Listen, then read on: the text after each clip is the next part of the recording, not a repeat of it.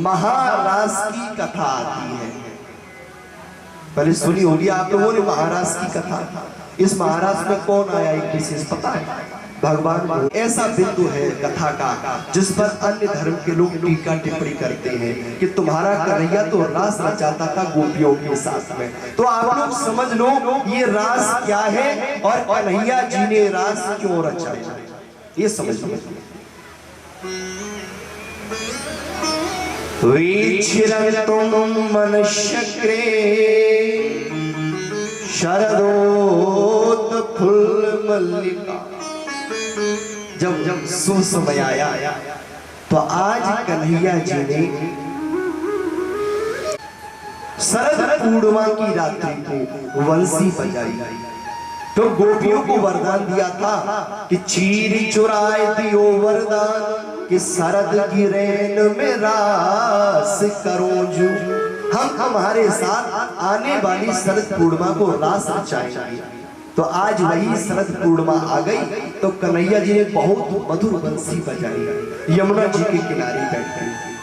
गोपियां अपने घर में गृह कार्य कर रही हैं और जैसे ही वंशी की ध्वनि उनके कानों में पड़ी है तो अपने गृह कार्य को छोड़ दिया। एक गोपी तो आंखों में अंजन लगा रही थी, एक आंख में लगाया, बंसी की ध्वनि सुनी तो दूसरी आंख में लगाना ही भूल गई। एक गोपी गाय का दूध निकाल रही थी, आधा दूध निकाला आधा निकालना ही भूल गई, चली गई। इस प्रकार से गोपियां जो कार्य कर रही थी, बंसी की इतनी मधुर ध्वनि थी भैया कि खिंची चली गई। अब गोपियां पहुंच गई कन्हैया जी के साथ। तो कन्हैया जी ने क्या कहा गोपियों से? स्वागतम वो महाभागा। आओ गोपियों तुम्हारा स्वागत है। प्रियम किम करिवाणि वा। और गोपियों तुम क्यों आई हो? जो इतनी बात कही कि गोपियों तुम क्यों आई हो, गोपियां रोने लगी। अच्छा रोने की क्या बात है?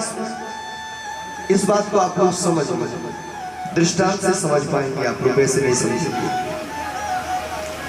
कोई व्यक्ति आपको, कोई आपका रिश्तेदार आपको पत्र देके जाए, चिट्ठी देके जाए कि हमारे यहाँ बेटा या बेटी का विवाह है और आपको आना है, और आप उसके यहाँ पहुंच जाओ और फिर वो आपका बहुत स्वागत करे और बाद में कहे कि आप क्यों आए हैं, कैसा लगेगा बताओ? आप लोग समझ गए इस बात?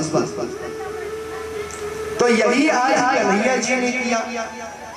पहले तो गोपियों से कहा था कि गोपियों शरद पूर्णिमा की रात्रि को आना, हम तुम्हारे साथ रास रचाएंगे। और आज जब गोपियां पहुंच गई तो कह रहे कि स्वागतम वो महाभागा प्रियम किम करवाणे वा। गोपियों तुम्हारा बहुत बहुत स्वागत है, लेकिन तुम क्यों आई हो? गोपियां रोने गए, कन्हैया ये क्या कहता है तूने तो निमंत्रण दिया था, तूने कहा था कि हम तेरे साथ रास रचाएं। तो आज शुभ समय है रास रचा। बड़े ध्यान से सुनना ये कथा, ये रास क्या है, ये कथा में मुख्य बिंदु मान के चलिए। अन्य साधारण कथा तो आप लोग समझ लेंगे, लेकिन यहाँ थोड़ा दिमाग खर्च करना पड़ेगा तो ये रास समझ में आएगा। गोपियां कहने लगी कान्हा हमें तो आज तेरे साथ रास रचाना है। साधारण शब्दों में कहे भैया तो जब कृष्ण पास है तो वही रास है। समझ गए आप? और समझ लो रास में क्या हुआ? कन्हैया जी ने सभी गोपियों के साथ नृत्य किया आनंद के साथ। ये रास है। रास रचाना भैया कोई गलत नहीं है। अब कैसे गलत नहीं वो बताते हैं। जैसे जब हम लोग कोई भजन गाते कथा में, फिर आप भैया लोग नृत्य करते हैं, सभी लोग करते हैं, तो ये रास रचाना हो गया। अब वो बात अलग थी कि वहां साक्षात भगवान थे। 7 वर्ष के कन्हैया गोपियों के साथ में साक्षात थे। आज कन्हैया जी मूर्तिमान रूप में बैठे बैठे तो नृत्य तो आप लोग इन्हीं के साथ इन्हीं के सामने कर रही हैं। तो नृत्य करना आपका गलत है?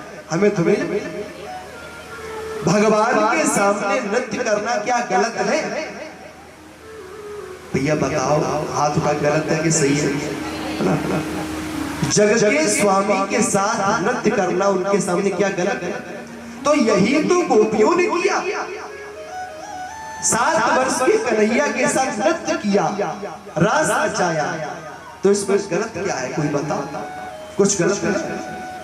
इसके अलावा एक तात्विक दृष्टि से देखा जाए तो कामदेव ने कहा था कन्हैया जी से कि कन्हैया जी, हम तुम्हारे ऊपर भी अस्त्र छोड़ देंगे और तुम भी कामी हो जाओगे। अच्छा, तो भगवान ने इसीलिए रास रचाया कि इंद्र को कहा कि इंद्र अब तुम आके अपनी शक्ति लगा लो और देख लो हमें काम वासना आती है कि नहीं आती। तो उस महारास में कामदेव आया और उसने अपनी शक्ति छोड़ी भगवान को कि देखो प्रभु, अब आप गोपियों के प्रेम में पागल हो जाओगे। लेकिन भगवान को क्या कहा गया? वेद में कहा गया है अमना अप्राणा, यानी अमना बिना मन के, अप्राणा बिना प्राण के। अमना बिना मन के, जिसके मन ही ना हो वो है अमना, वो है परमात्मा। तो भगवान बिना मन के है, वो मन का गुलाम नहीं है, मन उसका गुलाम है। और काम को यदि हमारे तन में प्रवेश करना है, थोड़ी गंभीरता से समझना होगा, यहाँ दिमाग लगाओ।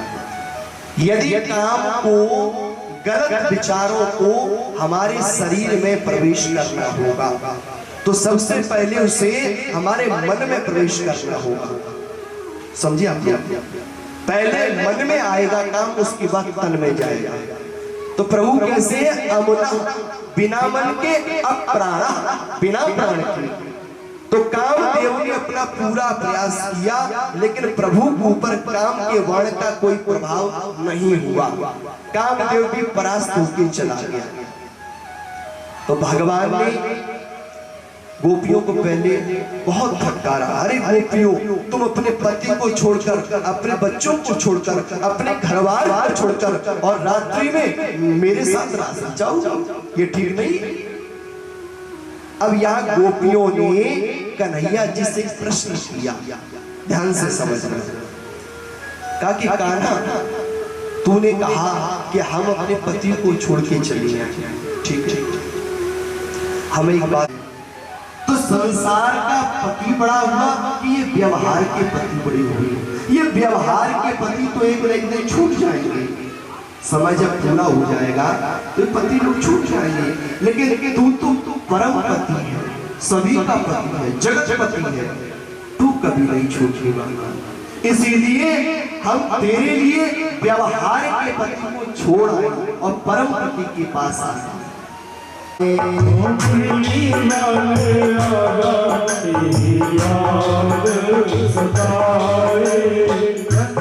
वाले